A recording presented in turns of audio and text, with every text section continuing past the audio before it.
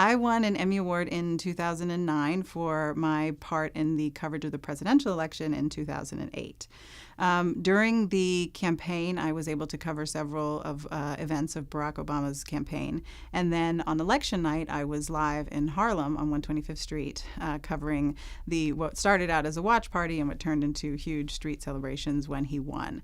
I live in Harlem, and so I felt the electricity and the energy and the excitement about the campaign leading up to election night. And so I went to my bosses and I said, why don't we think about having something live in Harlem that night so that if something does happen, it's kind of the center of Black America. We see what people are feeling, and they liked the idea. And so I was there, and it turned into the biggest, most massive street party. I've never seen anything like it ever. I mean, people were literally dancing. They were hugging strangers. They were climbing on light posts. Cars were honking. He was like they won, the World Series and the Super Bowl and everything wrapped up into one.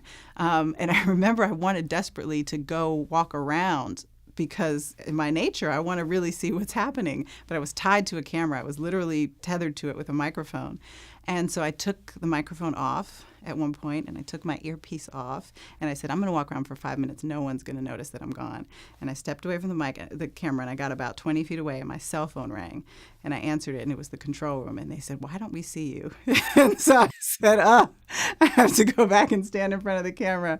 And so I was tethered to one spot all night. I was a spectator in that way. But it was an amazing night, and I was really proud of the coverage that NBC News did. And as a team, we won an Emmy for our coverage of election night.